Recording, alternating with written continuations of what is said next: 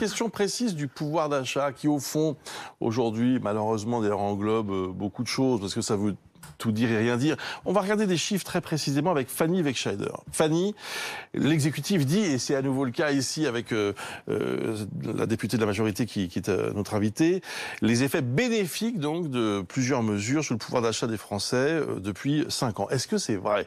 Eh bien, en gros, il s'agit de savoir, Bruce, si le pouvoir d'achat a donc augmenté ou baissé sur le dernier quinquennat. Pour faire simple, on rappelle ce que c'est le pouvoir d'achat. C'est une quantité de biens, de services marchands que des ménages peuvent acheter grâce à les revenus disponibles du salaire ou encore des prestations sociales. Alors, sur quelles données s'appuie Emmanuel Macron et le gouvernement pour affirmer que ce pouvoir d'achat a augmenté sur le quinquennat? Sur un rapport de la direction du Trésor, donc du ministère de l'économie, intitulé Rapport économique, social et financier. Il a été publié hier. Sur la base de ce document, donc, le pouvoir d'achat aurait progressé 2 fois plus vite entre 2017 et 2022 que sous les 2 quinquennats précédents, selon l'Élysée. Et alors, quels sont les principaux enseignements de ce rapport? C'est que toutes les couches de population, de manière générale, ont gagné en niveau de vie entre 2017 et 2022.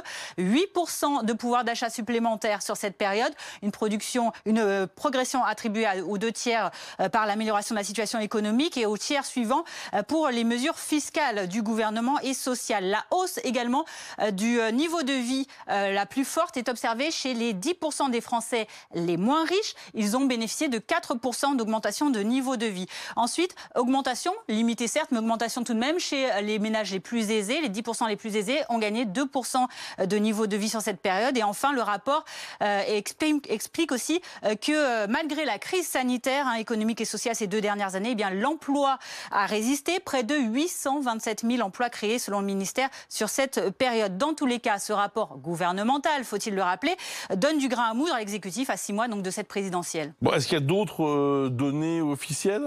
Oui, alors c'est bien de comparer avec d'autres données pour savoir où on se situe. Tout d'abord, on va regarder celle du très sérieux INSEE avec son rapport intitulé Évolution du revenu disponible brut et du pouvoir d'achat, des données trimestrielles entre 1949 et 2021. Et donc si on resserre sur la période 2017-2022, voici ce que ça donne en termes d'évolution. Des résultats plutôt nuancés. Si on regarde la courbe bleue tout en bas, c'est celle du pouvoir d'achat du revenu brut disponible. On le voit, il est plutôt stable sur toute la durée du quinquennat, avec tout de même un pic autour du 4e trimestre 2020 par rapport au trimestre précédent, mais une stabilité tout de même malgré la crise sanitaire. La courbe rouge, en revanche, est plus probante. C'est celle du taux d'épargne financière. Elle a fortement augmenté avec des augmentations trimestrielles autour de 4-5% au début, jusqu'à 2019, puis un pic au 2e trimestre de 2020. C'était juste après l'allocution du président de la République annonçant le quoi qu'il en coûte. C'était le 12 mars 2020. Et actuellement, vous le voyez en fin de courbe rouge, eh bien, on tourne autour de 10-11% d'augmentation trimestrielle de ce taux d'épargne financière. Laurent Neumann.